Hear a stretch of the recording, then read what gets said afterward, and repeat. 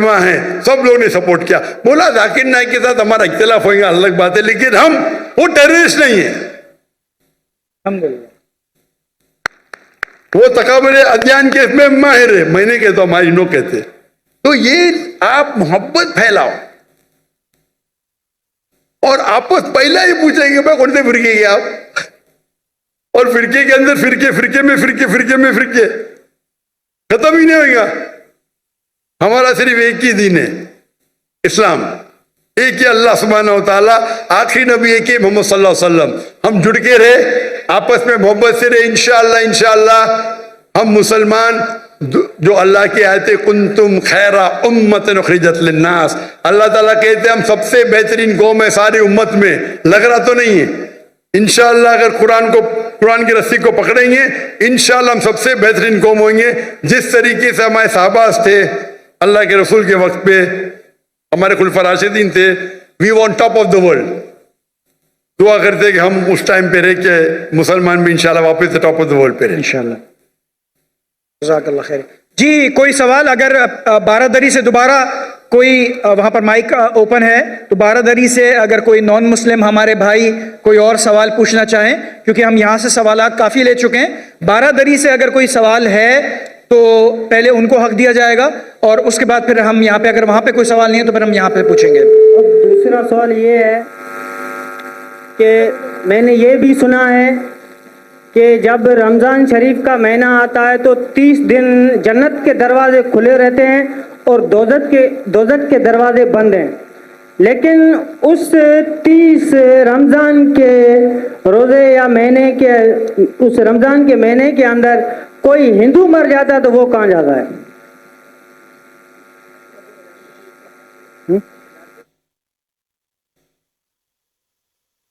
ऐसा कोई अच्छा सवाल है और वो सही सवाल है। सवाल क्यों कभी बोलना नहीं चाहिए कि ये गलत है, गलत सवाल है, गलत है तो साबित करना चाहिए।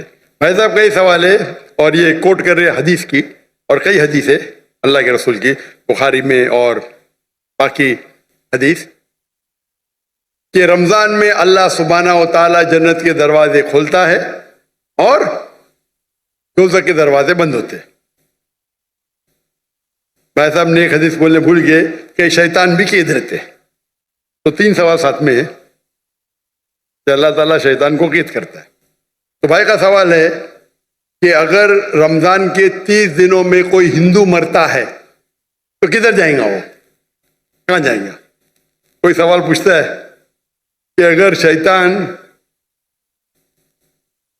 इस चेंड मतलब कड़ी, हथकड़ी तो नहीं बोल सकते, कड़ी चेन, शैतान चेन से बंधा हुआ रहता है। तो शैतान चेन से बंधा होता है, फिर भी हम देखते गुनाह होते हैं। भले रमजान में गुनाह कम होते, गुनाह तो होते हैं ना। तो शैतान जब चेंज होता है तो गुनाह कैसे होते हैं, ये भी सवाल है। सवाल है कि नहीं? अगर शैतान अल्लाह ताला चेंज करता है रमजान में, ये तो रमजान में फिर भी चोरियां होती क्या नहीं? कम होती है, फिर भी लोग शराब पीते कम पीते। तो जब शैतान चेंज है तो कैसे ये गलतियां होती, कैसे ये गुनाह होते? जहां तक कि पहले सवाल का जवाब है कि दोज़ख के दरवाजे बंद होते और जन्नत के दरवाजे खुल जाते। अगर कोई हिंदू रमजान के महीने में मरता है तो कहाँ जाएगा? वो जाएगा पहले बरज़ख में। कहाँ जाएगा? बरज़ख मतलब इंटरम पीरियड। इंसान मरने के बाद जन्नत में डायरेक्ट नहीं होता है, वो बरज़ख में रहता है। बाद में हशर के मैदान में सब उठाए जाएंगे, हिसाब किताब होगा। फाइनल सूरह इमरान सूरह नंबर 3 आयत नंबर 185। The final recompense is on the day of judgement. कुल्लु नफ्सिन ज़ायक़तुल मौत, हर नफ्स की मौत होगी। आखिरी हिसाब किताब होगा फाइनल, कभी on the day of judgement, क़यामत के दिन पे। और जो भी कोई जहन्नम की आग से बचेगा और जन्नत जाएगा, वो इस दुनिया में सफलता पाएंगे। ये कुरान की आयत है। फाइनल हिसाब किताब कब होगा? जी यौमुल क़यामह में, इधर नहीं। तो रमजान में अगर बंद भी है तो वो जाने वाला है बरज़ख में। बाद में तो खुलेंगे ना रमजान के बाद। रमजान के बाद तो दरवाजे खुलेंगे कि नहीं? जी हाँ खुलेंगे ना। खुलेंगे। तो अगर उसने शिर्क किया, अल्लाह और अल्लाह के रसूल की बात नहीं माना, तो उसको बरज़ख में पहले पड़ेंगे, उसको सजा मिलेंगी बरज़ख में। जन्नत के दरवाजे खुले रहेंगे, दोज़ख के दरवाजे भी खुल जाएंगे तो जब टाइम आएगा तो वो दोज़ख में जाएगा। बिल्कुल। ये सवाल तो आसान था। ये दूसरा सवाल और पेचीदा है। अगर शैतान चेंड है जी तो गलतियां कैसे होते? फिर भी होते, गुनाह होते कम होते। अब सर्वे करेंगे तो रमजान में गुनाह कम हो जाते दुनिया भर में। इसने सर्वे किया था, जब शैतान चेंड है फिर भी कैसे गुनाह होते? और ये सवाल मुझे बहुत परेशान किया जब मैं दावती मैदान में, अल्हम्दुलिल्लाह किसी ने पूछा नहीं, बहुत परेशान किया, लेकिन अल्लाह ने जवाब दे दिया। और रिसर्च किया, कहाँ पढ़ा नहीं मैं, जवाब ढूंढा, आलिम से पूछा, सही है, बोले माशाअल्लाह क्या जवाब है। फिर देनी शुरू कर दिया मैं, क्योंकि मैं पहला ही सवाल करता हूं, मैं खुद अटैक करता हूं डिफेंड करने के लिए। अगर आपको डिफेंड करने का है तो अटैक सीखना जरूरी है। आप डिबेट जब करते हैं, आपको अगर कुरान को डिफेंड करना है तो अटैक करना भी सीखना पड़ेगा। अटैक करने में अच्छे तो खुद डिफेंड कर सकेंगे। तो मैं इसका जवाब देता हूं कि अल्लाह के रसूल ने कहा कि शैतान चेन होते हैं, चेन में बांधे जाते। शैतान मर नहीं जाते, जिंदा रहते, लेकिन चेन में होता है। मैं मिसाल की तोड़ देता हूं। मिसाल के तौर पे एक शेर है, शेर बब्बर, वो चेन के अंदर है और चेन है 10 फीट लंबी, और आप दूर खड़े तो आपको पता है चेन एकदम मजबूत है, तो आप डरेंगे नहीं, बराबर कि नहीं डरेंगे ना। चेन मजबूत है लेकिन 10 फीट लंबी है, तो आप 30-40 फीट से देखेंगे, महफूज रहेंगे क्या नहीं? रहेंगे क्या नहीं? हाँ क्या नहीं? जी अगर शेर बब्बर या शेर जी चेन है और 10 फीट लंबी चेन है, जी हाँ। आप 30 फीट से दूर है, चेन मजबूत है, आप महफूज रहेंगे क्या नहीं? जरूर खौफ तो होगा। डरपोक रहेंगे तो खौफ रहेगा ना, जी बराबर कि नहीं? ऐसा तो शेर के बिना भी आपको खौफ आ सकता है भाई। कुत्ते को देख के भाग जाएंगे आप, बिल्ली को देख के भागेंगे, लेकिन अगर आप 30 फीट दूर है तो आप महफूज है क्या नहीं? हाँ क्या नहीं? हाँ क्या नहीं? बिल्कुल बिल्कुल बिल्कुल बिल्कुल। अब याद, लेकिन अगर आप शेर के करीब जाएंगे तो क्या होगा? खाएगा। तो अल्लाह के रसूल जब कहते हैं कि रमजान में शैतान चेंड है, उसका मतलब आप शैतान के करीब मत जाओ। जी आप रमजान में बोलेंगे नहीं मैं जुए के अड्डे में जाऊंगा, रमजान है मैं शराब के अड्डे पे जाऊंगा, तो आप शराब पीएंगे, तो गलती किसकी? हमारी। आपकी। तो रमजान में जो शैतान का पावर कम रहता है, पर शैतान मर नहीं जाते, चेंड रहते मतलब आप महफूज है अगर दूर है, लेकिन आप शेर के मुंह में हाथ डालेंगे वो चेन में भी तो आपको खा लेंगे, बराबर कि नहीं? बिल्कुल। तो रमजान में आपको गुनाह से दूर रहना आसान है, लेकिन नामुमकिन नहीं है। रमजान में अक्सर मदद रहती है अल्लाह की, लेकिन फिर भी आप बोलेंगे नहीं मैं जाऊंगा भाई शराब खाने में, नहीं फिर भी मैं पिक्चर देखूंगा, ब्लू फिल्म देखूंगा, तो प्रॉब्लम होगा ना। तो रमजान में सब उसका जो इंटेंसिटी रहता है शैतान की कम रहती, क्योंकि चेन रहता है। आप उसके करीब जाएंगे, उसके मुंह में हाथ डालेंगे तो खा लेंगे आपको, फिर आप गुनाह करेंगे। तो ये है अकली जवाब। सही जवाब तो अल्लाह आलम, ये अकली जवाब है। अगर हदीस सही है अपनी जगह पे, उसका मतलब आपको और तवज्जो देना चाहिए और आपको और वक्त अल्लाह की इबादत करना रमजान में। Hope that answers the question. जी लास्ट टू क्वेश्चंस। ये एक मेरे सामने ये साहब खड़े हुए हैं, अगर ये माइक इनका ओपन कर दिए प्लीज। ये एक सवाल मैं यहां से लूंगा एंड देन फिर मैं पीछे से लूंगा एक सवाल।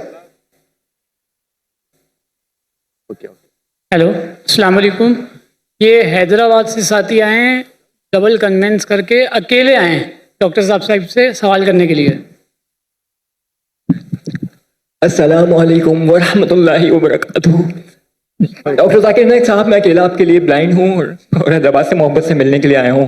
अगर आपको पाकिस्तान के अंदर अल्लाह ताला से दुआ है कि आपको नेशनैलिटी मिले तो आप खुश दिली से कबूल करेंगे। और दूसरी बात कि मैं ब्लाइंड हूँ, पहले आपको देख सकता था, पीस टीवी उर्दू में देखा करता था, मेरी आईसाइट चली गई लेंस वगैरह की वजह से। मुझे आपको छूने की बहुत ख्वाहिश है, बहुत ख्वाहिश है। उम्मीद करता हूँ कि आप मेरा दिल नहीं तोड़ेंगे और एक बार मुझसे सिर्फ मिल लेंगे। सिर्फ 10 दिल ना तोड़िएगा। शुक्रिया।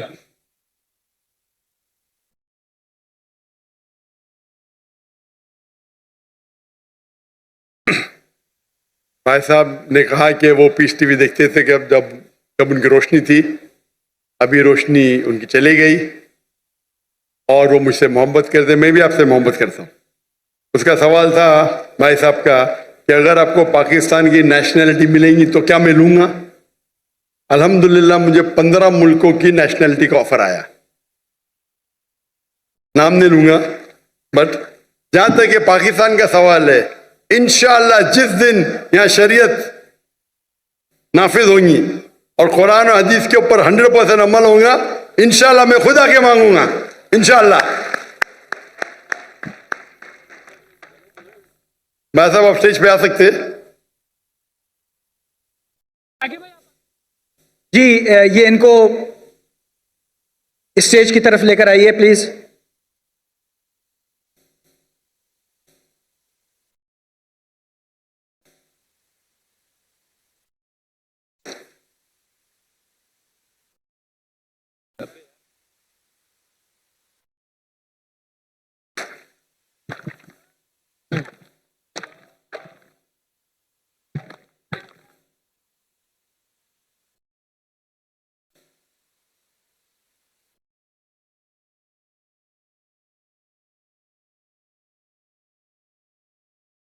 जज़ाकल्लाह खैर।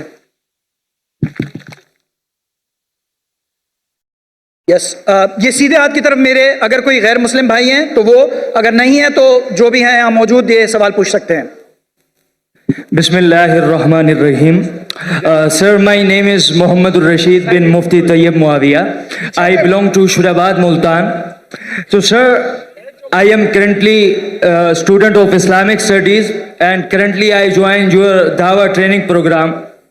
So, sir, we are currently working against the atheism.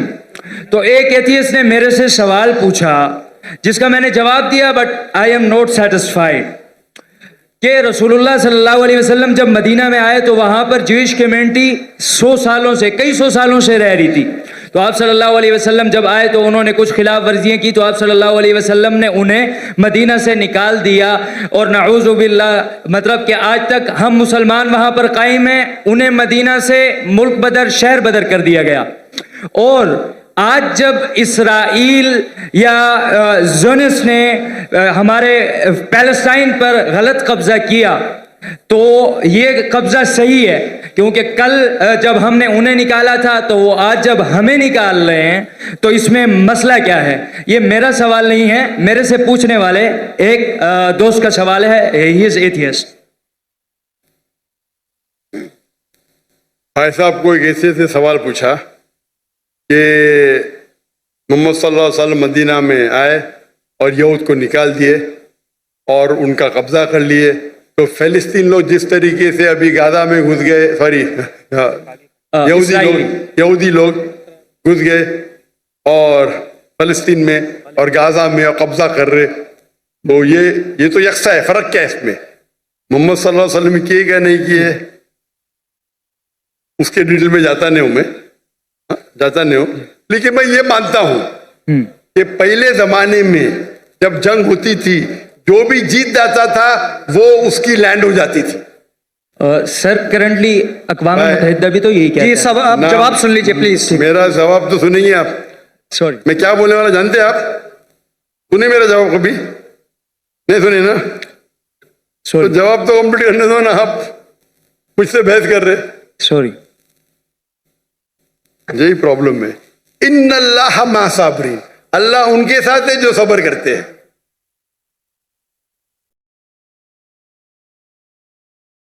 आप अगर देखेंगे 100 years बैक, 100 साल बाद, 200 साल पहले, 300 साल पहले, सब जगह ये कॉमन रूल था, कॉमन लॉ था। अगर एक देश हमला करता है और जीत जाता है तो उसका होता है। दुनिया भर में ऐसा है, दुनिया भर में, दुनिया भर में, हिंदुस्तान में हो या अमेरिका में हो या इन सब जगह। लेकिन जब वर्ल्ड वॉर आई ना, वर्ल्ड वॉर 1, वर्ल्ड वॉर 2, तो एक कानून बना, इसके बाद बाउंड्रीज बन गई। प्रॉब्लम है हम जानते ही नहीं, हम कानून जानते ही नहीं, हम मुसलमान पढ़ते ही नहीं। अल्लाह ताला बोलते इकरा, हम बोलते ला इकरा। जब कानून बन गया वर्ल्ड वॉर 1 और वर्ल्ड वॉर 2 के बाद, उसके बाद आप ये पुराना कानून यहां नहीं ला सकते। और जो इजराइल जो कर रही है वो वर्ल्ड वॉर 1 और 2 के बाद कर रही है, समझे आप। और जो बेलफोर्ड जो ब्रिटिशर्स है, ब्रिटिशर्स ने दुनिया का 1/3 हिस्सा, 1/3 वर्ल्ड को रूल किया इलीगली। उस टाइम कानून बन चुका था, वर्ल्ड वॉर 1 खत्म हुई थी, 2 चल रही थी कानून, लेकिन फिर भी वो कर रहे थे, बोल रहे थे हम दुनिया को अच्छा करने जा रहे। इंडिया में, हमारे इंडिया जब एक थी United India, east India company कायम की तिजारत करने के लिए। हमको लूटा, हिंदुस्तान को लूटा, हमारे लोग को हमारे खिलाफ। बाद में जब जाते जाते देश का बंटवारा किया। उस टाइम, उसी टाइम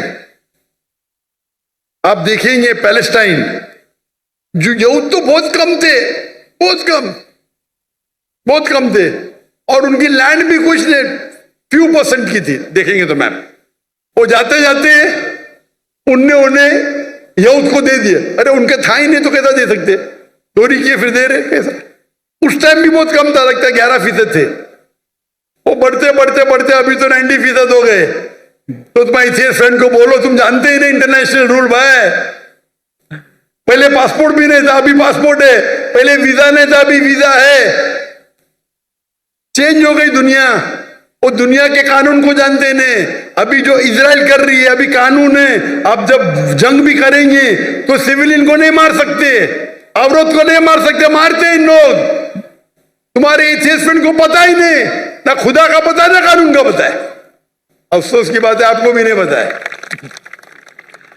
सर, जब अब ये साबित हो गया, सुनो, आपने सवाल पूछा, मेरा जवाब भी नहीं कंप्लीट हो, आप बीच में बोल रहे।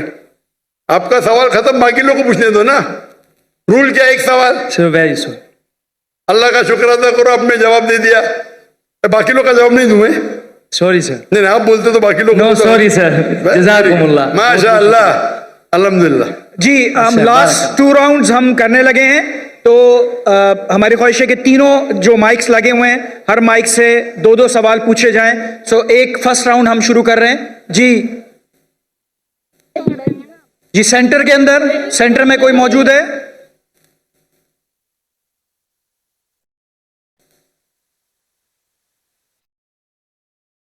मुख्तसर सवाल, लॉजिकल सवाल। अस्सलामु अलैकुम वरहमतुल्लाहि वबरकातुहू। जी, मेरा नाम शावेज बिन शहजाद मुबीन है। मैं डॉक्टर इसरार अहमद के मदरसे में पढ़ता हूँ, अल कुरान अकेडमी में। तो मेरा सवाल ये था कि दीनी तालीम और दुनियावी तालीम में फ़र्क क्या है। कि जब से मैंने स्कूल छोड़ के दीनी तालीम शुरू करी है, तो कोई लोग मुझे कहते हैं कि तुमने गलत करा, दीनी तालीम शुरू कर दी और दुनियावी तालीम शुरू कर दी, ख़त्म कर दी। तो इसमें आप क्या कहना चाहेंगे? भाई साहब का सवाल है कि वो स्कूल में पढ़ते थे, स्कूल में छोड़ के अभी दीनी तालीम पढ़ रहे, डॉक्टर साहब में सबके मदरसे में पढ़ रहे। कुछ लोग कहते हैं उन्हें गलत किया है। दीनी तालीम और दुनियावी तालीम में फ़र्क क्या है, अहम सवाल है। तालीम हासिल करना हर मुसलमान के लिए फ़र्ज है, चाहे मर्द हो या औरत हो। या अल्लाह के रसूल की हदीस है। और अल्लाह ताला फरमाते सबसे पहला हिदायत इंसान ने तो कुरान में दे, इकरा पढ़ो। तो पढ़ना फ़र्ज है, लेकिन इल्म 2 किस्म के होते हैं। फ़र्ज इल्म, एक होता है मुस्तहब एक होता है मुबा, एक मकरू, एक हराम, अलग किस्म के।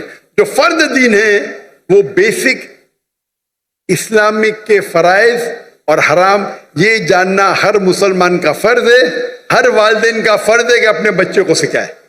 ये फर्द नॉलेज है। फर्द इल्म क्या है? जो बेसिक इस्लाम के तालीमात है, 5 पिलर्स है, किस तरीके से नमाज पढ़ना, रोजे के बारे में, ज़कात के बारे में, हज के बारे में, ये basic of Deen, not high level, basic. ये हर मुसलमान के लिए फर्ज है, हर वालिदैन का फर्ज है कि बच्चे को सिखाए। ये मुसलमान वालिदैन भी नहीं जानते, अमेरिका भेजेंगे दीन की बेसिक नॉलेज नहीं देंगे। बाकी इल्म आता है मुस्तहब। मुस्तहब इल्म वो है जो बेहतर है, करे तो अच्छी बात है, फर्ज नहीं है। मिसाल के तौर पे कंपैरेटिव रिलीजन फर्ज नहीं है लेकिन बेहतर है। मैं मेरे बेटों को शरिया में भेजा, जामुअल इमाम में, फर्ज नहीं है लेकिन मुस्तहब है। आलिम बनाना अच्छी बात है, सबसे अच्छी बात है, फर्ज नहीं है। दाई बनना फर्ज, फुल टाइम दाई बनना फर्ज नहीं है, पार्ट टाइम फर्ज है। फिर वो दुनियावी इल्म मतलब वो इल्म जिससे आप दुनिया के बारे में जाने या दुनियादारी कर सके या पैसा कमा सके। समझे? ये आप बोलेंगे हो सकता है mathematics, geography, science, history, biology, जो भी हो सकता है। ये इल्म फर्ज नहीं है लेकिन किस तरीके से आप इस्तेमाल करते, मुस्तहब भी हो सकता है, मुबाह भी हो सकता है, ऑप्शनल, मकरूह भी हो सकता है, हराम भी हो सकता है। ये इल्म आप केमिस्ट्री सीखते और सीख जाते किस तरीके से शराब बनाना, तो ये इल्म हो गया हराम। आप केमिस्ट्री सीख गए किस तरीके से मेडिसिन बनाना, अच्छी बात है, ये मुस्तहब हो गया, यानी अच्छी चीज है, एनकरेज। आप केमिस्ट्री सीख के हलाल कमाई कमाते, अच्छी बात है। तो किस तरीके से आप इस्तेमाल करते ये दुनियावी तालीम का, इधर मुस्तहब होगा या मुबाह, ऑप्शनल, मकरू, डिस्करेज या हराम।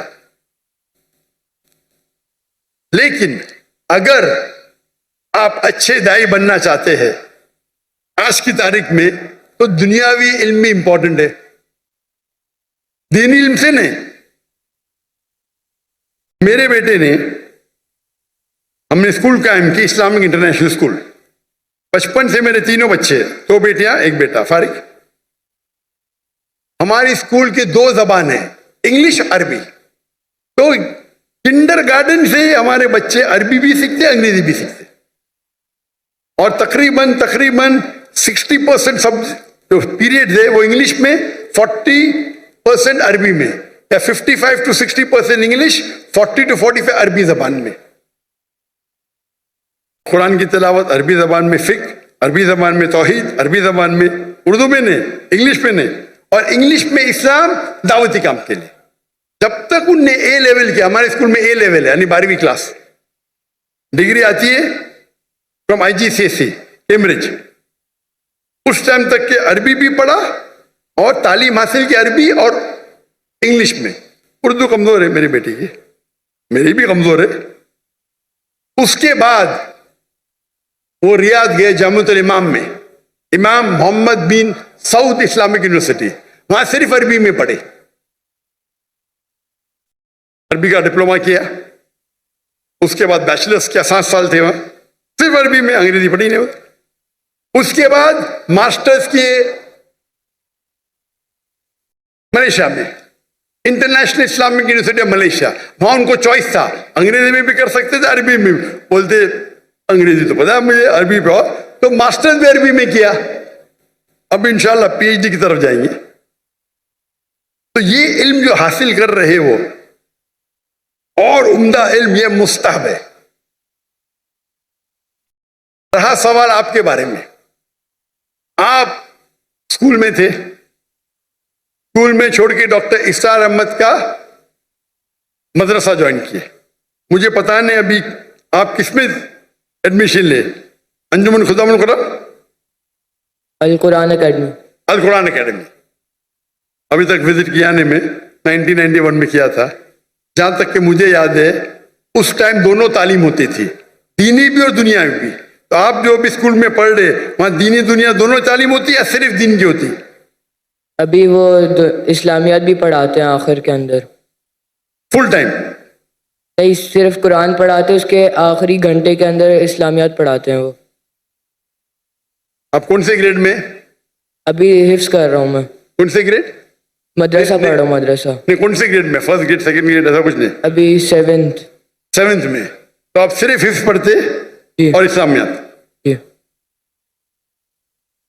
दीन पढ़ने के कई कोर्सेज है। कई बच्चे क्या करते, पढ़ाई छोड़ते, 2 साल में हिफ्स कर लेते। अच्छी बात है, गलत बात नहीं। पढ़ाई करते रहते, छोड़ते, 3 साल में सिर्फ हिफ्स करते और फिर वापस पढ़ाई पे आ जाते। ये गलत नहीं है, हराम नहीं, अच्छी बात है, आप हिफ्स ही कर रहे। लेकिन अगर मुझसे पूछेंगे तो मैं कहूंगा कि आप अपनी दुनियावी तालीम को मत रोको। हमारे मदरसे में, हमारे स्कूल में, मदरसा नहीं बोलना, जो स्कूल में मुंबई में जो मैं कायम किए उसे कहते इस्लामिक इंटरनेशनल स्कूल। माशाअल्लाह, बहुत डिमांड है, लाइन लगती है।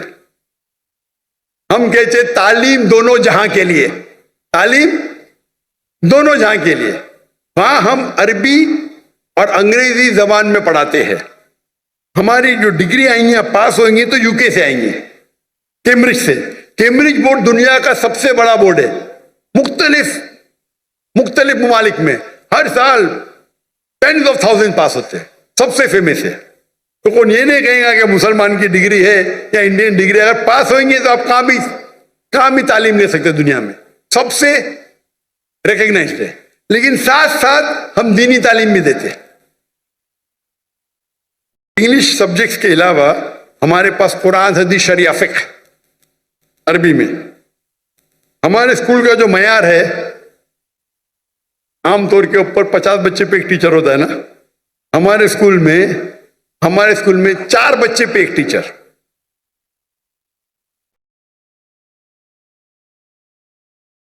और एडमिनिस्ट्रेटिव स्टाफ मिला के हर 2 बच्चे पे एक स्टाफ। तो अगर हमारे पास 400 बच्चे हमारे स्कूल में तो स्टाफ होती थी 200। ये मयार था। हिफ्ज पढ़ाएंगे, आम मदरसे में एक बच्चे के साथ एक उस्ताद के साथ 10-10 पढ़ते, 20-20, कहीं तो 30। हमारे वहां एक उस्ताद 2 बच्चे। मैं दुनिया भर घुमा, लोग जब म्यूजिक सुनने के लिए, म्यूजिक सुनते ना, म्यूजिक क्लासेस हराम है, तो उनके लिए क्यूबिकल बना। मैं देखा, मैं जब गया अमेरिका में, वो म्यूजिक सीखने के लिए हराम से क्यूबिकल, मतलब कांच के खाने, कमरे, साउंड प्रूफ। पहली बार देखा मैं, म्यूजिक सीख रहे, कोई डिस्टर्बेंस नहीं। हमारे बच्चे चीखते, एक उस्ताद 40 बच्चे चीख रहे। तो मैंने क्या किया, मेरे स्कूल के अंदर क्यूबिकल बना, 10 क्यूबिकल बना दिया। हमारे एक क्लास में 20 बच्चे, 2-2 बच्चे एक क्यूबिकल में, एक उस्ताद, जाओ चिल्लाओ, नो प्रॉब्लम, साउंड प्रूफ। जब काफिर हराम सीखने के लिए आपको फैसिलिटी देते, हम अल्लाह की किताब सीखने के लिए क्यों नहीं? तो हम क्या कम वक्त में हम हिफ्ज ज्यादा करते। 3 साल में, 4 साल में 1-1 घंटा सुबह हाफिज बन जाता है। साथ में हम सेकेंड ईयर में शुरू करते, 5th में पास हो, 4 साल। वो बच्चा जो हिफ्ज करता है वो सुबह में 1.25 घंटा पहले आता है। 2 दिन छुट्टी होते, छुट्टी के टाइम पे 2 दिन में से आधा दिन आता है। लेकिन एक उस्ताद और 2 बच्चे। क्यों? मैं चाहता हूं मेरे बच्चों को क्वालिटी मिले। और उस्ताद की भी जो हमारी ट्रेनिंग होती है, 1000 उस्ताद चुनेंगे तो शायद 30 बाहर निकलेंगे। एकदम बराबर से मखारज सही होना चाहिए। तो हमारे स्कूल में तालीम दोनों जहां के लिए। हमारे स्कूल में हम सिखाते पब्लिक स्पीकिंग, किस तरीके से पब्लिक में बात करना, 4 साल की उम्र से। हमारे स्कूल के 4-4, 5-5 साल के बच्चे मजमा है ना, इससे बड़े मजमे में बात करते माशाअल्लाह। छोटे छोटे बच्चे 4 साल के, 5 साल के। इंग्लिश शुरू होता है 4 साल से, अरबी पब्लिक स्पीकिंग 6 साल से। हमारे बच्चे जब मैं इंडिया में शुरू करने गया, हमारे बोलते अरे ये तो मुमकिन ही नहीं। क्यों नहीं मुमकिन? हो ही नहीं सकता। अरे दुआ तो करो, दुआ करने के लिए तैयार नहीं। हमारे बच्चे जब फारिग हुए तो बाहर के जब आते थे ना उस्ताद, अरबी में बात भी नहीं करते थे उनके साथ, हमारे तो एकदम फंसी अरबी एकदम फंसी। जब उमरा पे लेके गए तो लोग बोलते रहे हिंदी इतनी अच्छी बात कर रहा है, सऊदी में पढ़े क्या? नहीं भाई, बंबई में पढ़े। हमारे अक्सर उस्ताद फारिग थे मदीना यूनिवर्सिटी से, जामिअतुल इमाम से, कुछ थे अल अज़हर से, उम्दा उस्ताद। तो तालीम दोनों जहां के लिए साथ साथ। तो मेरा कहना यह है, अगर कोई अपने, और हमारे स्कूल के अंदर swimming compulsory, martial arts compulsory, 5वीं तक के हर बच्चा हमारा ब्लैक बेल्ट, लड़का भी ब्लैक बेल्ट, लड़की भी ब्लैक बेल्ट, लेकिन एलाइदा। लड़की को मार्शल आर्ट्स ट्रेनिंग देती लड़की टीचर, लड़का ने। यहां तो लड़की लड़का मालूम ही नहीं पड़ता है। वो मुझे बुलाए थे इन लोगों ने इस्लामाबाद में, इसने मुझे दावत दी, बोलते यतीम बच्चों को मिलो। मैं बोला ठीक है, मैं बहुत बिजी था, 10 मिनट दूंगा यतीम बच्चे से मिलने के लिए। वो यतीम बच्चे तो पीछे थे, सब फोटो सेशन आगे। मैं बोला क्या हो रहा है? मैं बोला तकरीर नहीं करूंगा, तकरीर करने लगा है। मैं बोला चलो बच्चों की खुशी के लिए करूंगा। तकरीर खत्म हो गई तो खवातीन, मैं खवातीन ही बोलूंगा भाई, बालिग थे सब, स्टेज के ऊपर आ गए। मैं बोला क्या हो रहा है? ये बच्ची है, मेरे बच्चे है, मेरी बेटी है। ये किधर का तस्वुर है? लड़की जब बालिग हो जाती है 13 साल, 14 साल, 15 साल, आप उसको छू भी नहीं सकते। मैं इस्लाम की तकरीर कर रहा हूं, सडनली पूरी फौज आ जाती है लड़की लोग की, बालिग सब, 15 साल की, 14 साल की, 16 साल की। क्या ये? मैं स्टेज से नीचे उतर गया। स्टेज से उतरा तो सोशल मीडिया में मुझे ताज्जुब लगा। सोशल मीडिया में लोग कह रहे अरे डॉक्टर जाकिर ने गलत किया, वो बच्चियों से नहीं मिला। पाकिस्तान में क्या हो गया है इस देश को? आप लोग बोलना जब माशाअल्लाह क्या दाई है, लड़कियां तो उतर गया। लोग बोलते रहे बच्ची से नहीं मिला। वो ऑर्फनेज का जो मालिक था, डॉक्टर साहब भी मेरी बच्ची है। मैंने बोला तुमको भी छूना हराम है, तेरे बीवी की पेट से अगर पैदा ली तो जायज है। ये किधर का माशरा? बच्ची बोलो नो प्रॉब्लम, बेटी बोलो नो प्रॉब्लम, आप नाबालिग नामहरम को छू भी नहीं सकते। और ये पाकिस्तान में हो रहा है।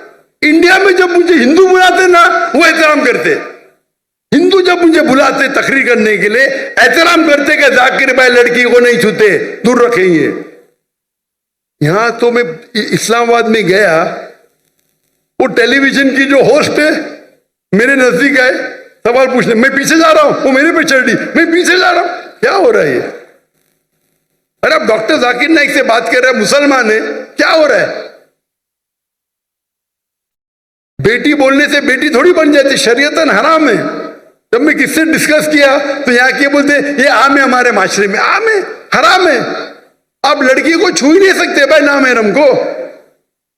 आप अगर ऑर्फेन लोग को पैसा देके खाना देते, आपको छूने का हक नहीं है। बेटी बोले नो प्रॉब्लम, मैं भी बेटी बोलूंगा। ये तो सब क्या हो रहा है? यानी दीन की आपको इतनी भी नॉलेज नहीं है। अल्लाह के रसूल फरमाते हैं कि अगर आप नामहरम को छूने के बनिस्बत अगर आप खीला ठोकेंगे आपके सिर पे, वो बेहतर है। सही हदीस है, आप खीला ठोकेंगे सिर पे, वो बेहतर है बनिस्बत नामहरम को छूने के। और यहां की पाकिस्तान की सोशल मीडिया, डॉक्टर जाकिर ने सही क्या क्या गलत किया? ये हिंदुस्तान में हो तो चलेगा, और पाकिस्तान की न्यूज हिंदुस्तान पिकअप कर रही है, मोदी मीडिया। क्या हो गया है? मैं सोचा भी नहीं था मेरे ख्वाब में क्या पाकिस्तान में माशरे में ऐसा होगा। मैं हमेशा समझता था कि हिंदुस्तान के हिंदू इस्लाम को और बेहतर जानने लगे। वो मुझसे से मोहब्बत करते, मुझे तकरीर के लिए बुलाते, एहतराम करते। और पाकिस्तान में गैर मुस्लिम ने मुसलमान बहस कर रहे, जाकिर ने सही क्या क्या गलत किया, सही क्या क्या गलत किया। अल्लाह हिदायत दे, अल्लाह हिदायत दे। कुछ लोग ने दिफा की, में क्या हो रहा है, ये तो दीन का बेसिक है कि आप नामहरम को छू नहीं सकते। अगर बालिग लड़की है 13-14 साल के ऊपर है, खलास।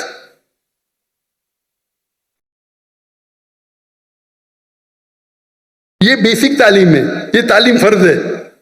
अमेरिका भेजना चाहते, अरे बेसिक तालीम है दीन में, क्या नामहरम को छुओ मत। पैसे वाले हैं, पैसा फेंक के गरीबों में बांटते, और छू सकते क्या आप उनको? लाहौर वाला खुद बेसिक चीज पता नहीं। एक मिसाल दूंगा जामे की। डॉक्टर याहिया जामे, जिसका गैम्बिया का प्रेसिडेंट, उन्हें मुझे बुलाए थे उनके प्रोग्राम के लिए, नेशनल डे के लिए, और मैं चीफ गेस्ट था। वो स्टेज पे थे, उनकी बीवी लेफ्ट पे थी, वो स्टेज पे थे, मैं राइट पे था, और सारे एम्बेसडर्स थे कई मुमालिक के। जैसा फंक्शन शुरू हुआ तो एम्बेसडर्स प्रेसिडेंट को मिलने के लिए आए, और प्रेसिडेंट के पहले मैं था। पहला एम्बेसडर यूएसए का खातून थी, स्टेज पे चढ़ी, हाथ आगे की। मैंने बोला सॉरी मैम, इस्लाम में are allowed to shake hands. फिर मर्द एम्बेसडर, फिर से खवातीन है। वो प्रेसिडेंट ने फॉरेन मिनिस्टर को ऊपर बुलाया, आज डॉक्टर जाकिर नाइक, डॉक्टर जाकिर नाइक वहां खड़े रहो राइट के ऊपर, कोई भी खातून नहीं, बोलो इस्लाम के अंदर हाथ मिलाना खातून को इजाजत नहीं है। आप सोच सकते प्रेसिडेंट के मौके पे, वो प्रेसिडेंट है, मैं चीफ गेस्ट हूं, सब एम्बेसडर है। जैसा मैंने कहा फुल इस्लामिक ने, पता चला उनको फट से बोले, मेरे सामने फॉरेन मिनिस्टर आ गया, sorry ma'am please don't shake hand. इससे डरना भाई, अल्लाह और अल्लाह के रसूल के लिए मैं प्रेसिडेंट की भी नहीं परवाह करता हूं, और ये तो अच्छा था माशाअल्लाह। इसीलिए मेरे लिए उनकी मोहब्बत बढ़ गई। उन्हें कॉम्प्रोमाइज नहीं किया कि अमेरिका के एम्बेसडर की तौहीन की, यहां करूंगा तो मुझे पता नहीं, अमेरिका के एम्बेसडर की तौहीन की जेल में डाल देंगे भाई। क्या हो रहा है? ये तो बेसिक तालीम है। आपका सवाल है ना, बेसिक तालीम ये है क्या भाई, नाम मेरम से हाथ में मिलाने का, छूने का नहीं, बेसिक है। माशाल्लाह हमारे गवर्नर साहब किधर गए, वो मुझे बोले जाकिर भाई, आज ही बोले, अब भी आज का प्रोग्राम आने के बाद, जाकिर भाई ये तो माशरे में कॉमन है, मैंने आपकी बात सुना ना, जैसा मुझे पता चला कल मैंने जब तोहफा दिया दूर से दिया। मैंने बोला माशाअल्लाह, उतना तो किए। इसको बोलते अमल करना, मालूम पड़ गया तो अमल करो। आप देखिए कभी भी, मैं फोटो भी कोई खवातीन महरम बीच में तो अलग बात है, महरम नहीं तो नो भाई। चाहने वाले बहुत है, लेकिन चाहने वाले हैं, लेकिन उसूल को मत तोड़ो।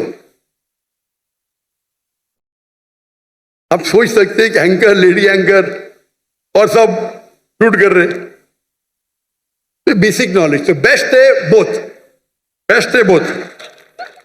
हमारे स्कूल में बच्चे हिंदू से बात करते, हमारे स्कूल के बच्चे 6ठी के 7वीं के, हम उनको वेदा सिखाते, 6ठी से वेदा सिखाते, बाइबल सिखाते, भगवत गीता सिखाते। काहे के लिए? दावत देने के लिए। डंके की चोट पे दावत देते हम हिंदुस्तान में रह के, और अभी भी कर रहे हैं माशाल्लाह। मैं बाहर हूं, काम जारी है, काम जारी है। और वल्लाही आप अगर सही इस्लाम फॉलो करेंगे, हिंदू आपकी इज्जत करेंगे, इज्जत करेंगे। जाएंगे, अरे पैसा ही लेते रहे मुझसे, अरे आपसे कैसा पैसा लेंगे, आपसे पैसा लेंगे, हमको श्राप मिलेगा। श्राप मतलब अल्लाह का फटकार, श्राप हिंदुइज्म में बोलते बदुआ, अल्लाह की, ऐसा बोलते, इतनी इज्जत करते। ये जो ब्रिटिशर्स आके आपस में हमने झगड़ा लगा हिंदू मुस्लिम में। हिंदू मजहब भी नहीं सिखाता है कि मुसलमान से झगड़ा करना, मुसलमान मजहब भी नहीं सिखाता है कि झगड़ा करो, दावत करो, अमन करो, फैलाओ। तो हिंदुस्तान में अक्सर हिंदू, मेरे हिसाब से इस्लाम, मुस्लिम और हिंदू में झगड़े बहुत कम है। नहीं बोलता हूं मैं, है बहुत कम है। ये पॉलिटिशियन लोग अंगार लगाते हैं, झगड़े होंगे तो उनका वोट बैंक मिलेगा। मैं जाता हूं, तकरीर करता हूं, बाइबल का लोग इतने खुशी खुशी, कोई दुकान में घुस गया, मुझे पैसा नहीं लिया तो पैसा ही नहीं लेते, वैसे पैसा ही नहीं लेते, बोलते भगवान का श्राप पड़ेगा। और यहां आपके पीआई के सीआईओ सीईओ, क्या हालत है, क्या हालत है। फर्क देख रहे हैं आप? दीन को आप फैलाओ, और उसका मतलब मेरे हिंदुस्तान के हिंदू दीन समझ गए, पाकिस्तान के मुसलमान नहीं समझे। कुछ लोग, हाँ सब लोग नहीं, माशाअल्लाह मेरी फैन फॉलोइंग है। तो कुछ मुसलमान की बात कर रहा हूं। कुछ मुसलमान के लिए सारे मुसलमान को तो बदनाम नहीं कर सकता हूं मैं ना। और ये मालूम पड़ता है, उनका चेहरा देख के मालूम पड़ता है कितना दिन को फॉलो कर रहे हैं इन लोग। तालीम दोनों जहां के लिए बेस्ट है। तो मेरे नजदीक अगर कोई बच्चा निकल के 2 साल हिफ्ज करता है तो गलत नहीं, हराम नहीं है, लेकिन बेहतर यह है कि साथ साथ करे। तो देयर नो डिस्कनेक्शन। अगर आप महारत चाहते हैं, दाई बनना चाहते हैं, तो दोनों इल्म हासिल करो और आप कुरान को अच्छी तरह समझ सकेंगे। मैं क्योंकि डॉक्टर हूं, मैं साइंस को अच्छी तरह से समझता हूं, कुरान में और समझता हूं, ईमान बढ़ता है। जो इल्म आपको अल्लाह की तरफ लेके जाता है, चाहे अंग्रेजी हो, चाहे जर्मन हो, चाहे मैथमेटिक्स हो, चाहे साइंस हो, वो इल्म सही इल्म है। अगर वो इल्म से आप दूर होंगे तो क्या फायदा। हमारे बच्चे शाहरुख खान को नहीं, यहाँ तो शाहरुख खान ज्यादा है, जहां मैं यूट्यूबर, मेरे 3 आइडल है, शाहरुख खान, विराट कोहली, डॉक्टर जाकिर नाइक। अरे बाप रे, मुझे शाहरुख खान के साथ मिला दिए, विराट कोहली के साथ।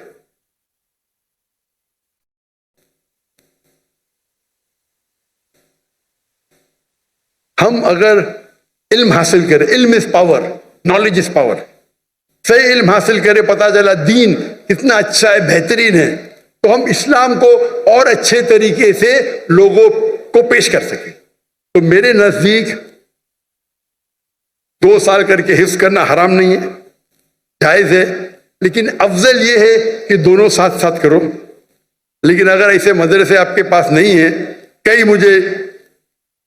कई इल्तिजा मुझे आए, भाई स्कूल कायम करो, स्कूल कायम करो, लेकिन स्कूल कायम करना, आम स्कूल कायम करना बहुत आसान है, इस्लामिक स्कूल कायम करने में बहुत वक्त जाता है। मैंने फर्ज किफाया किया था, मेरे बेटे पढ़ रहे थे तो कर दिए, लेकिन ऐसे स्कूल में जो इंशाअल्लाह मैं अंजुमन खुदाम से मिलने वाला हूं, आपके बारे में जिक्र करूंगा इंशाअल्लाह।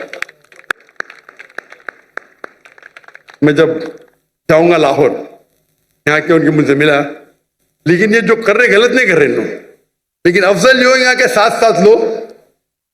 और बहुत से टेक्निक, आज टेक्निक हिफ्ज के कितने बदल गए, राइट टेक्नोलॉजी, आप हिफ्ज 2 महीने में कुरान पूरा कर सकते हैं।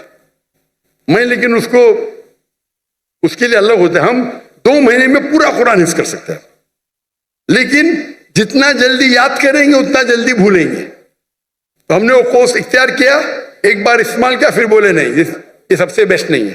ये कोर्स मक्का मदीना में होता है, 2 महीने में पूरा कुरान हिफ्ज कराते, लेकिन फिर उसके लिए इतनी प्रैक्टिस करने पड़ता है, वक्त उतना लगता है। तो हम बोले नहीं, हमारा 2 साल 3 साल सही है, लेकिन साथ साथ हम मार्शल आर्ट्स, स्विमिंग, फुटबॉल सब करते। क्रिकेट हमारे स्कूल में ममनू है, हराम ने ममनू, क्रिकेट वेस्ट ऑफ टाइम है।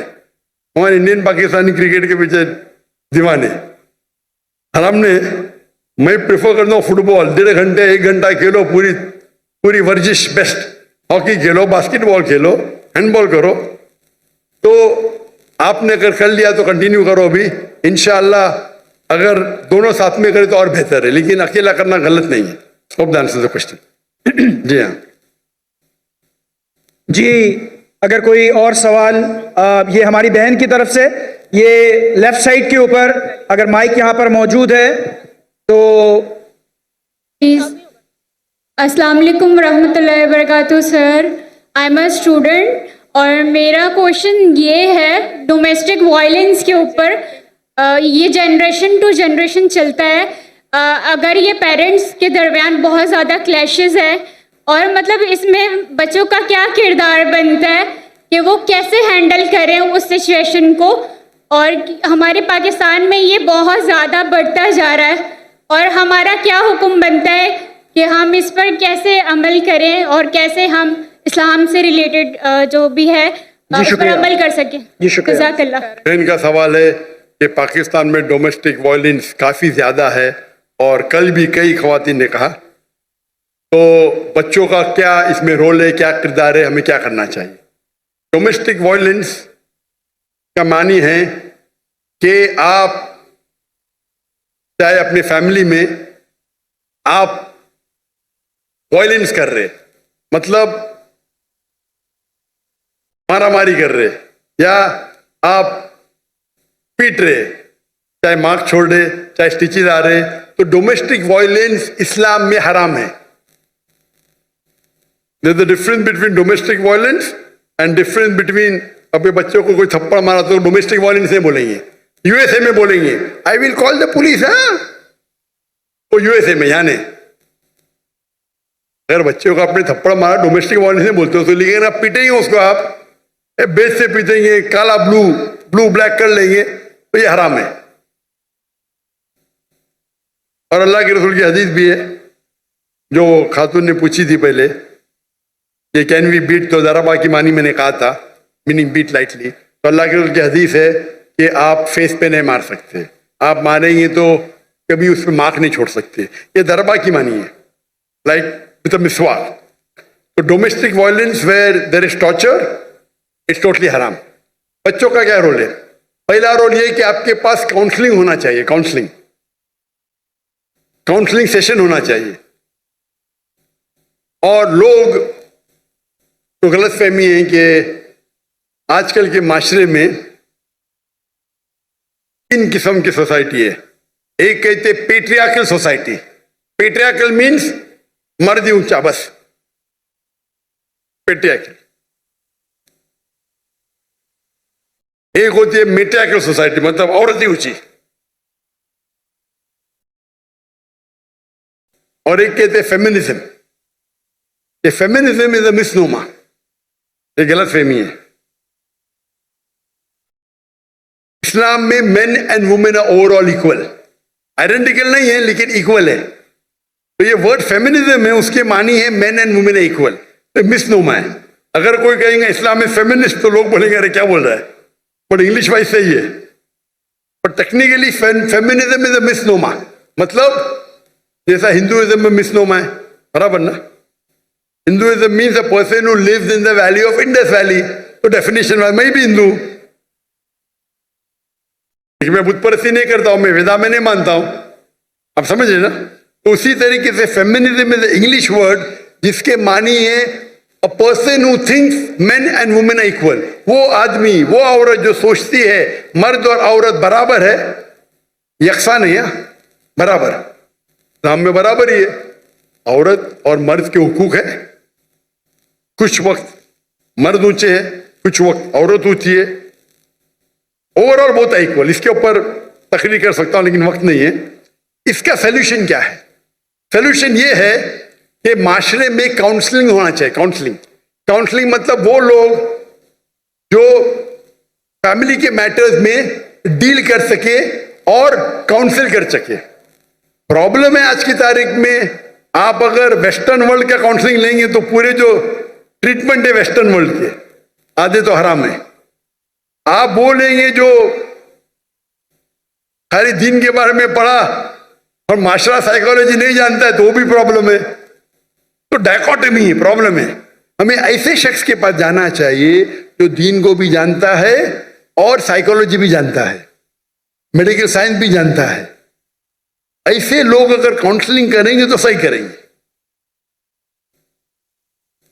आप अमेरिकन काउंसिलिंग के पास जाएंगे तो वो जो आपको देंगे गाइडेंस, वो तो दीन के बाहर कर देंगे आपको। अगर यहां करेंगे, जैसे कि बोला ना उसको, तकवा तकवा करो, नहीं तो आपके पास तकवा नहीं, इसलिए आप लाचार है।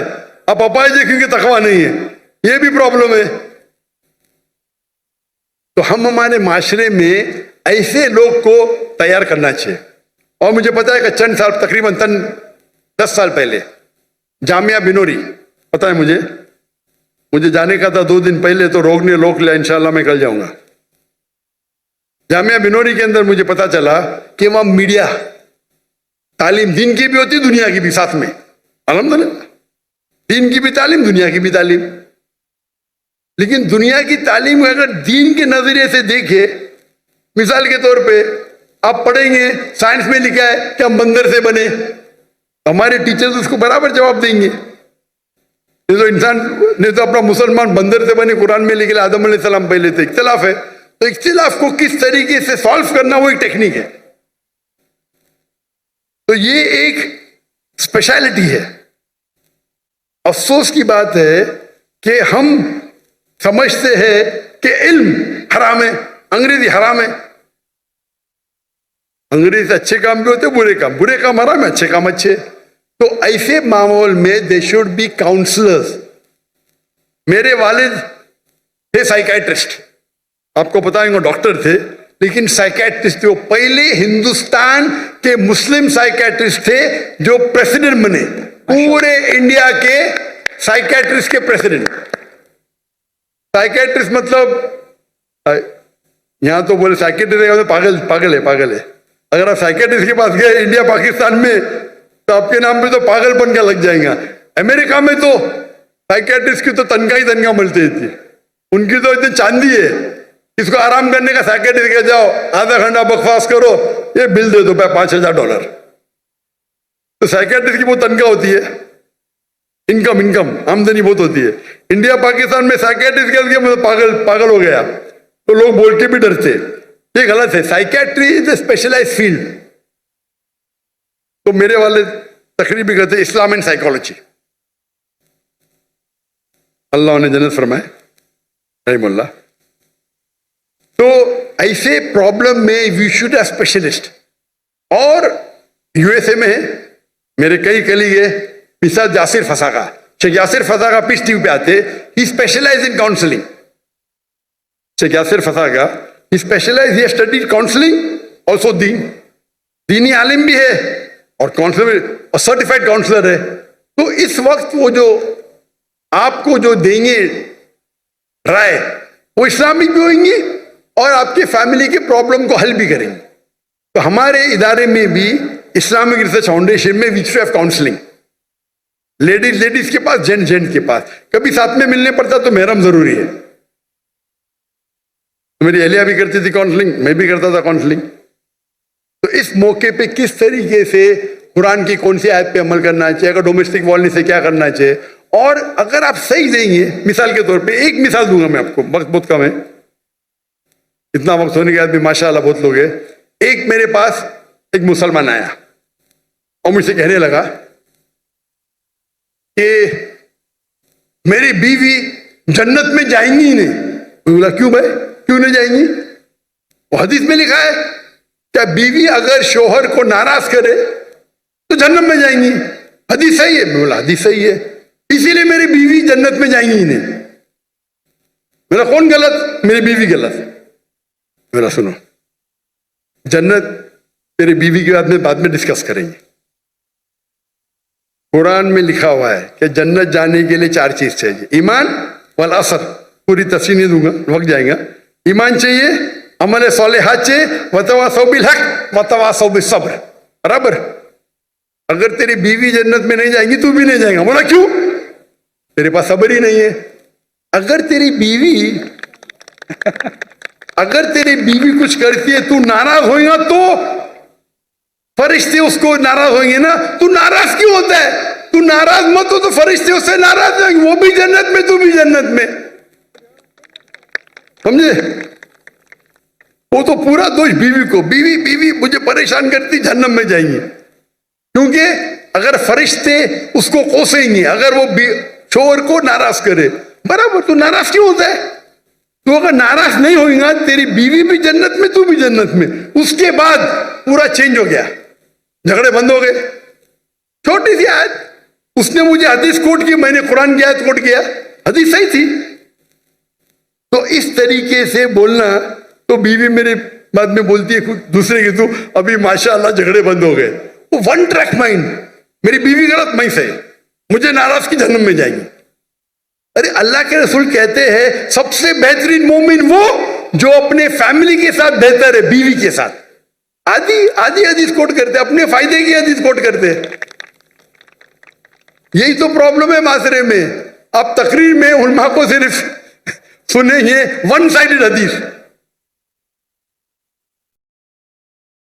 कितना अच्छे से हल हो गया प्रॉब्लम में। यू आर शॉर्ट टेम्पर्ड, तुम नाराज होते इसलिए प्रॉब्लम में। तुम नाराज हो ना, आराम से बैठो, मैं कुल वल्लाह पढ़ो, सूरह फातिहा पढ़ो, नाराजी चलेगी, शैतान तुम में। तुम बीवी की बात करते, शैतान तुमको जहन्नम लेके जा रहा है बीवी के साथ। तो इस तरीके से काउंसलिंग करो, प्रॉब्लम ही सॉल्व। लेकिन अफसोस की बात है, मैं बस काउंसलर नहीं है, मैं बहुत कम करता था, बिकॉज टाइम की किल्लत है, सब तो नहीं कर सकते ना, तो कभी कभी मौका मिल जाता है। तो इस तरीके से अगर आपके पास उलझे हुए उल्मा है, और है पाकिस्तान में, क्यों नहीं, तो माशरे को जानते हैं, जो एक हदीस के बदले दूसरे हदीस कोट करे और समझाए, तो मेरे नजदीक ये जो आपके प्रॉब्लम में पीडोफिलिया है या डोमेस्टिक वायलेंस है, इस्लाम इसको आराम से दूर कर सकता है। अगर आपके पास सही उल्मा जिनके पास साइकोलॉजी की तालीम है, दिस डोमेस्टिक वायलेंस आराम से जा सकता है। यहां तो लोग समझते मेरा हक है बीवी को मारना। सूरह निसा सूरह नंबर 4 आयत नंबर 35, कव्वामुन अलन-निसा, मैं कव्वाम हूं, खलास।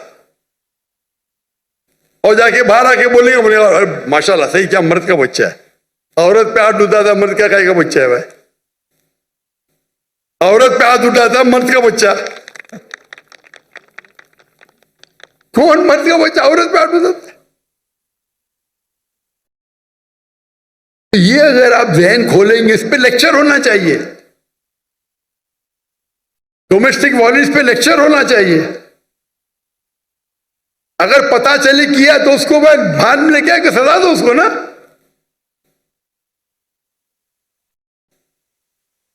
यहां लॉ कुछ है क्या नहीं पाकिस्तान में? अगर इतनी तादाद में डोमेस्टिक वायलेंस हो रहा है जी,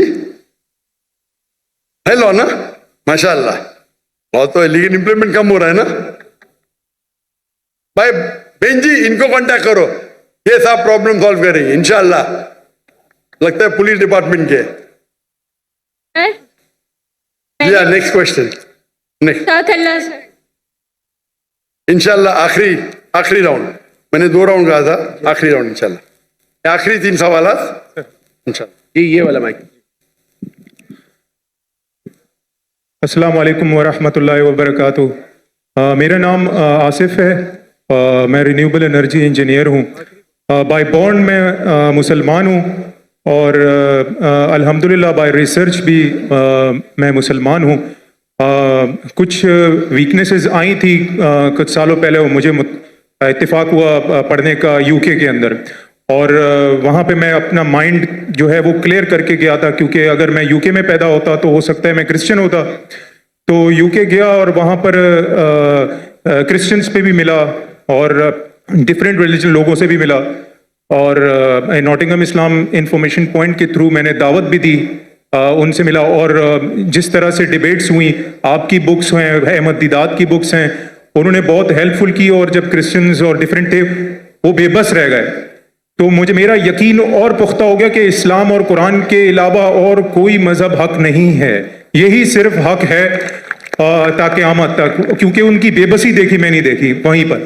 लेकिन कुछ सालों पहले सर एक शख्स है, वो भी IPCC अहमद दीदात के स्टूडेंट हैं, उन्होंने जो अभी क्लेम किया है आप चाहें तो मैं उसका नाम भी ले सकता हूँ। उन्होंने कहा है कि कुरान की जो लिटरल मीनिंग्स हैं जो अरबिक हैं, अरबिक में आप जब ट्रांसलेट करते हैं तो उसकी जो लुगत है उससे ही आपको कुरान को अंडरस्टैंड करें। आप जो तफसीर देखते हैं या फिर कुछ हदीस हैं उससे आप अगर देखते हैं तो वो कुरान की अंडरस्टैंडिंग बिल्कुल बदल जाती है। जैसे कि वो कहते हैं कि तौरात जो है वो मूसा अलैहिस्सलाम पे नाजिल नहीं हुई।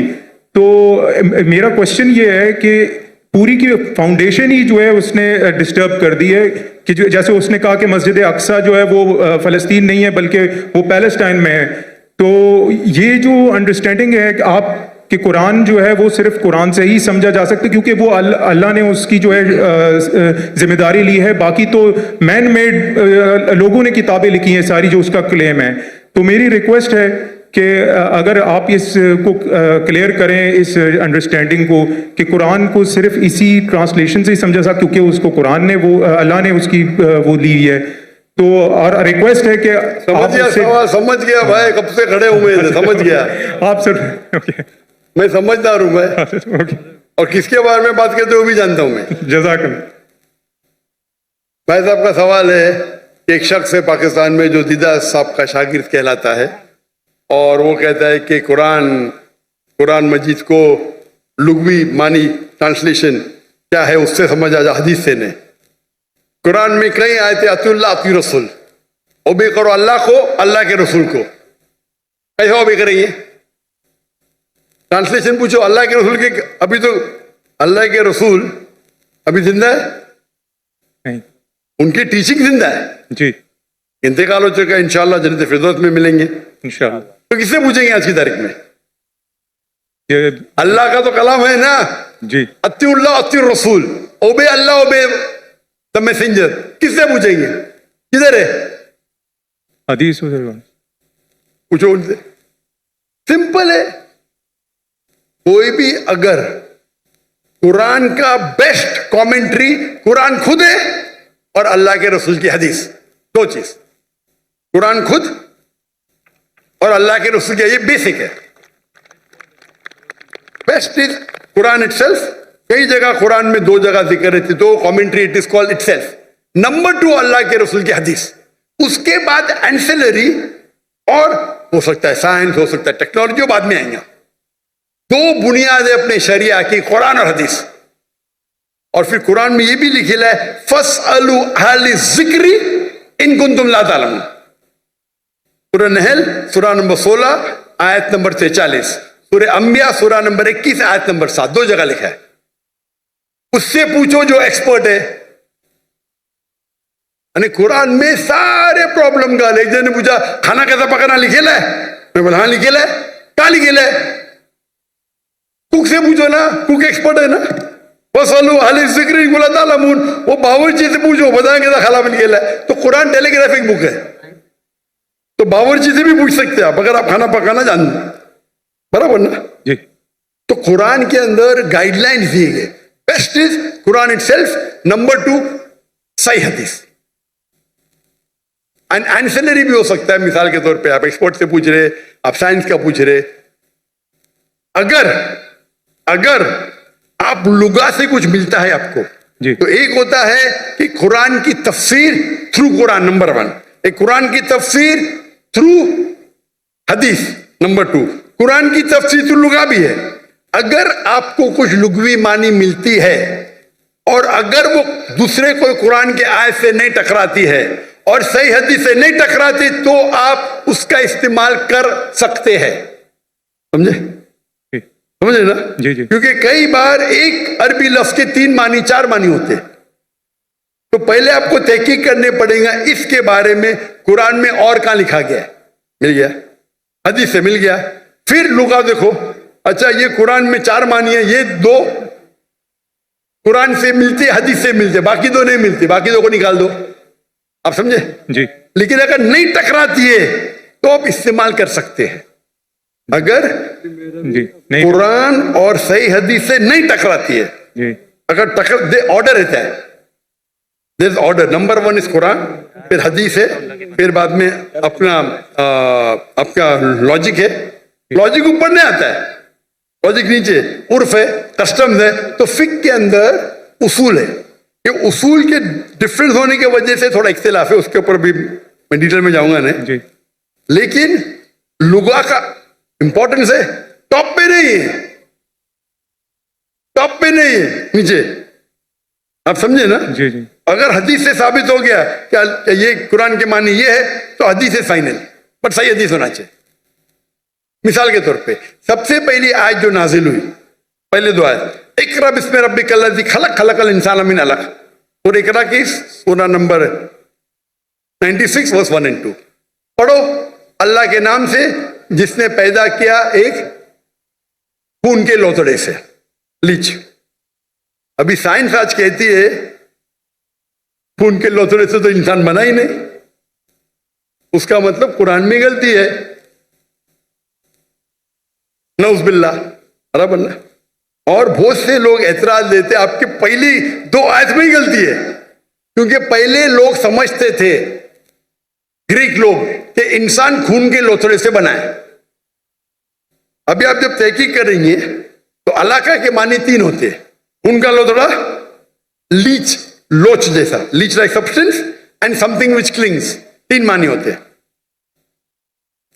खून का लोथड़ा, लीच लाइक सब्सटेंस, लीच को क्या बोलते हैं उर्दू में? लौच। लीच को क्या बोलते हैं उर्दू में? जोंक जोंक, जोंक, जोंक, जोंक। और तीसरा है समथिंग विच क्लिंग, जो लटकता है।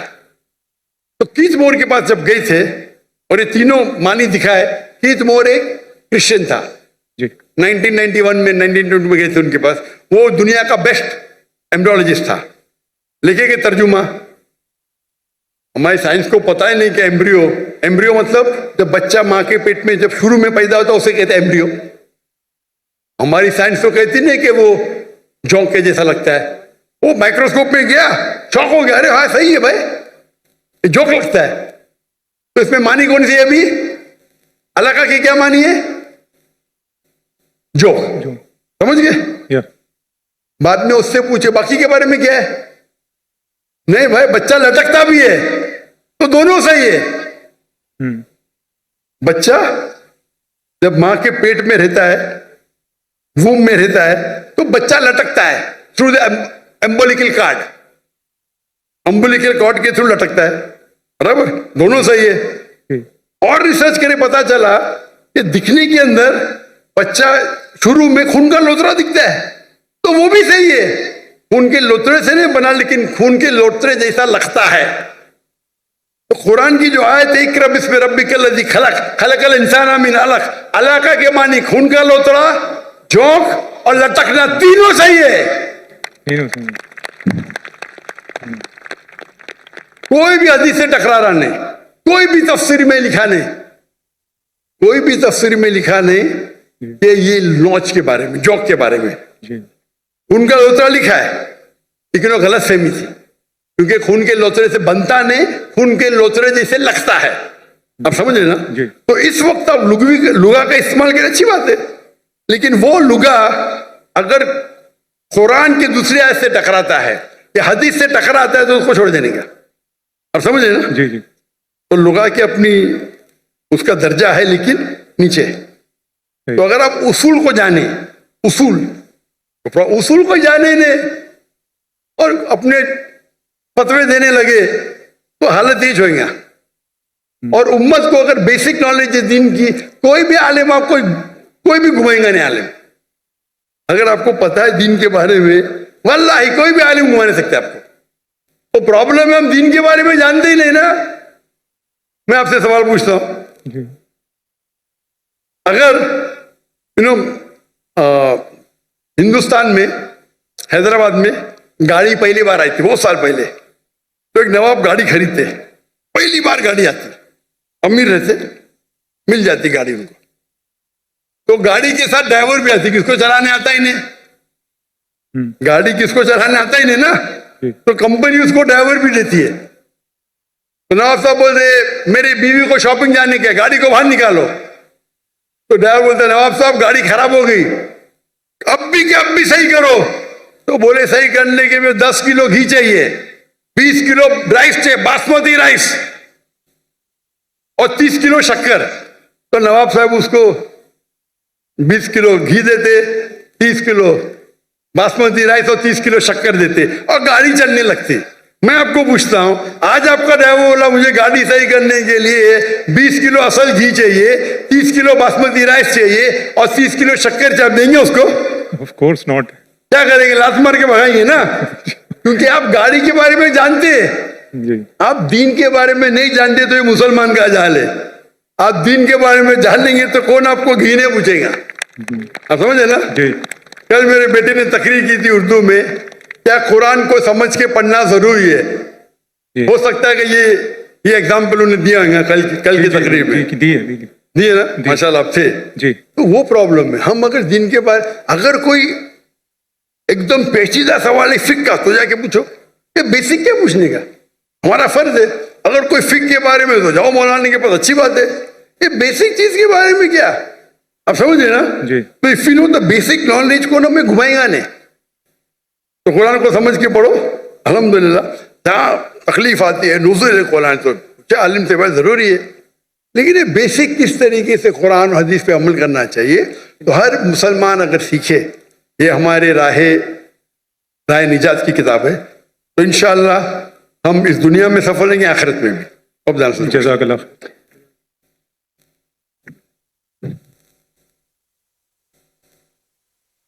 आखिरी सवाल ये मैं अपनी बहनों की तरफ से लेना चाहूँगा। ये मुख्तसर और जामे सवाल, लॉजिकल सवाल पूछिएगा। अपना नाम बताइए और अपना प्रोफेशन बताइए प्लीज़। अस्सलाम वालेकुम।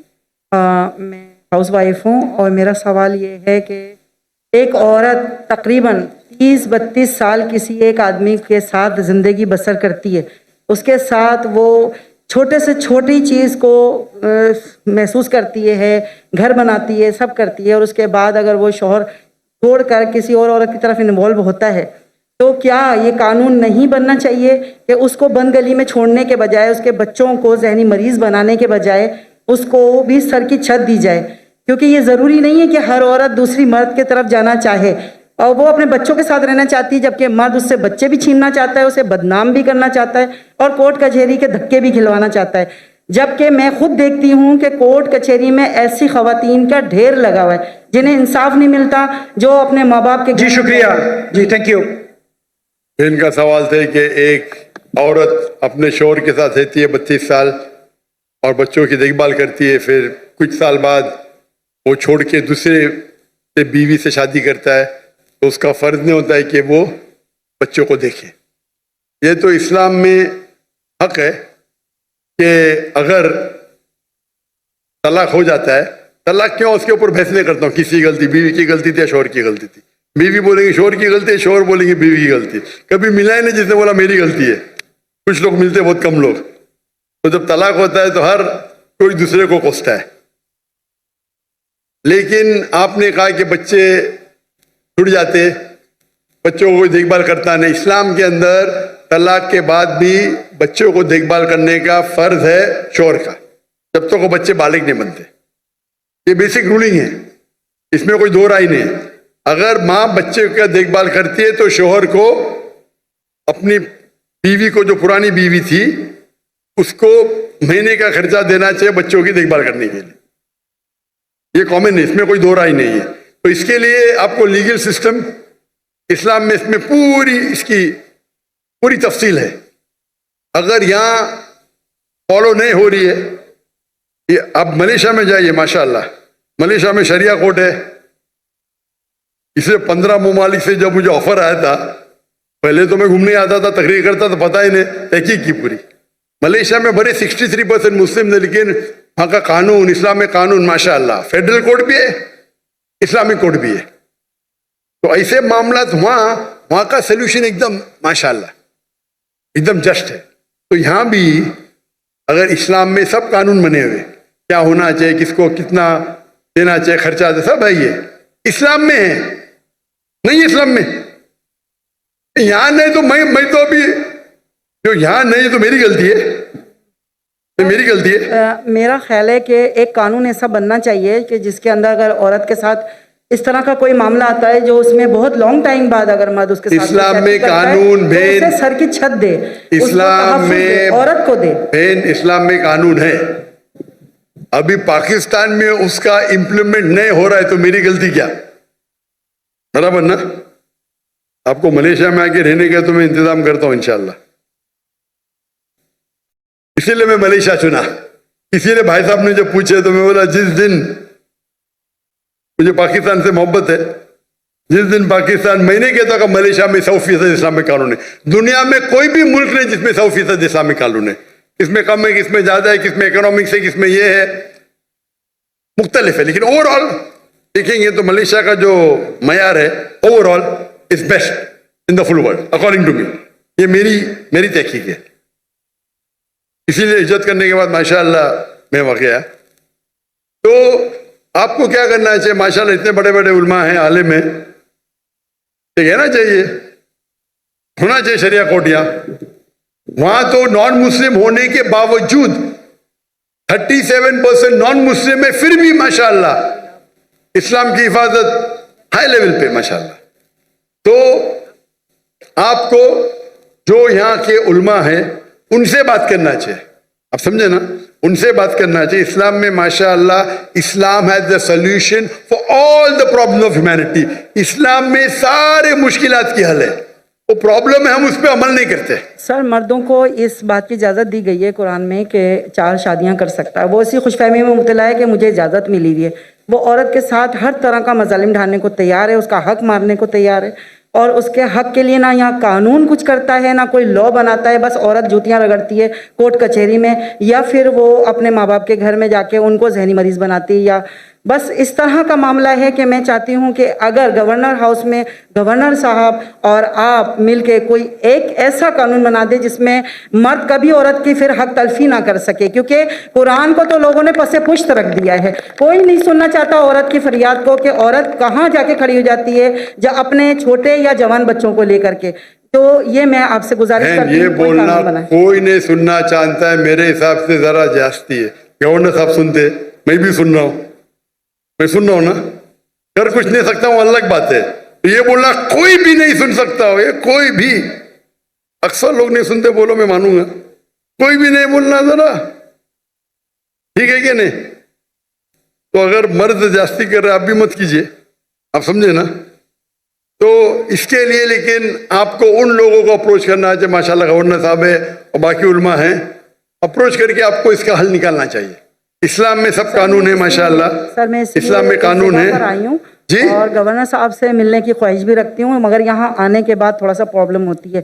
गवर्नर साहब से मिलना थोड़ा सा आसान काम नहीं है। सच्ची जो बात है। माशाल्लाह गवर्नर सब लोग के साथ में बैठे इतने घंटे, माशाल्लाह, इससे अच्छा गवर्नर तो देखा ही नहीं मैंने।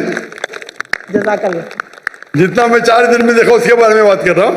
माशाल्लाह देखो, वो गेट नहीं खोले तो मैंने उनसे कंप्लेन किया तो गेट के ऊपर जाके और खुद जाके खोले, खुद खोले। मुझे यहां तकरीर करने की परमिशन नहीं मिली थी, पता आपको?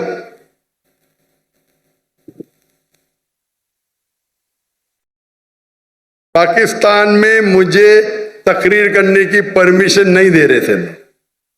वो गवर्नर साहब आए, अल्लाह उनको जज़ा खैर दे, खुल के बोल रहा हूं मैं,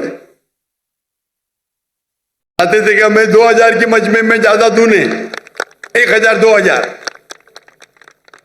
शर्म की बात है ना। इंडिया में 10 लाख, पाकिस्तान में 2000। अभी तो कुछ मुकाबला है, 50,000 60,000 तो 80,000 है माशाल्लाह। कुछ तो लगता है ना, कुछ तो नाक रह गई। ये सब ना कि मुझे चाहते थे, लेकिन आपस में इंटरनल पॉलिटिक्स है ये। तो आपको सही इंसान के पास जाके इल्तिजा करना चाहिए, और इंशाअल्लाह आपके जो मर्द हजरात भी है जो है, इंशाअल्लाह वो भी आपकी मदद करेंगे। और उम्मीद करते हैं कि इंशाअल्लाह जो भी मुश्किलात इस पाकिस्तान में हैं अल्लाह उसे हल करे। उम्मीद है कि इंशाअल्लाह कि पाकिस्तान के भाइयों और बहनों कुरान पे अमल करे, समझ के पढ़े भी, और इंशाअल्लाह उम्मीद है कि इंशाअल्लाह पाकिस्तान और पूरी दुनिया में शरीयत इंशाअल्लाह हाफिज हो। व आखिर दावाना अल्हम्दुलिल्लाह रब्बिल आलमीन।